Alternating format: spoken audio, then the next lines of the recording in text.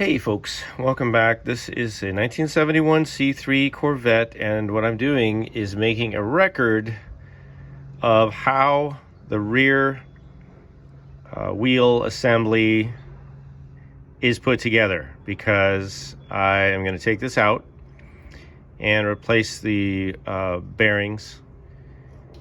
So I took out the other side, I took pictures, but here's the thing.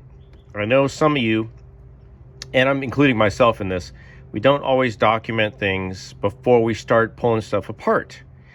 And since we're not professional mechanics, sometimes our memories fade and we don't get around to the project as soon as we thought we would, and we think we're going to remember how stuff goes together. But do we? No, we don't.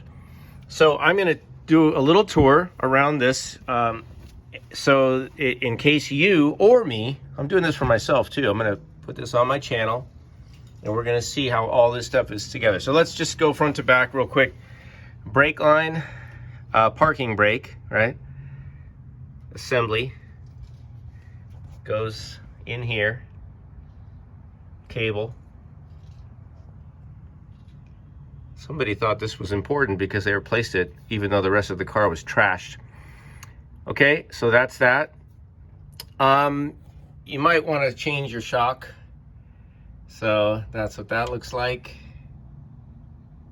If you're going to change your shock, you don't have to, but I'm going to have all this apart. So here's how this goes. I don't know all the sizes of all the bolts, so don't ask. Just giving you the tour.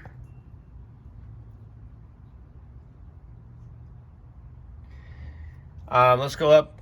So the way, I don't know if you'll be able to see all this, but the way this connects, there's this mechanism for the parking brake. I'm not going to call it the emergency brake. We sometimes call it the emergency brake, but if you think about it, if you're having an emergency, that's not going to help. Let's be honest. All right, so that goes in there. We're not dealing with the whole inside of here, because this whole trailing arm is going to come out. So let's just go over the linkage. You can see mine is in dire need of replacing, but that's how that's put together.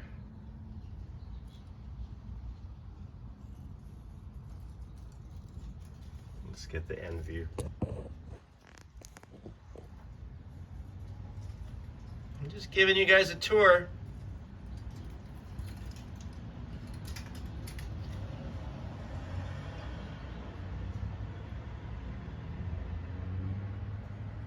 This is why we're doing the car. This is why we're going through and replacing all this stuff. Here's that's a little too close. Get this. Yeah, a little too close for focusing. There you go. Okay, so that's all that. Let's look at the trailing arm itself. Now when you take these out, you're going to find shims. A set of shims on the left and a what? I almost said a bad word. There's shims on both sides. I can't get the other side because the camera won't go in that far, but there's a set of these shims on both sides, and they're held in with this long bolt. It's cotter pins. There's all kinds of stuff. I think they call that a crown bolt, right? Crown nut. I already painted inside of this, that's why that's covered, but that's all going to get taken out and replaced. All right, so, you know, little stuff like this. I have all these parts, going to replace this stuff. But that's pretty much what you're going to see from the outside.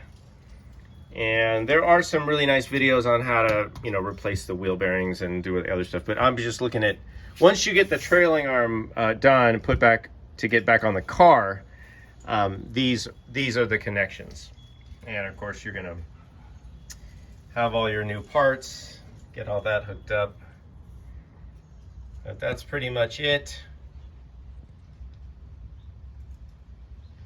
in this video. All right, So I might do another video when I get done, when I get around to doing the wheel bearings. I did my own. The local shop wanted 700 per side to do the wheel bearings. I said, no, thank you. I'll do it myself. I actually did the other side already. Turned out fine. All right, thanks for watching, you guys. Good luck in all your restorations. I'll post another video soon. Thanks for watching.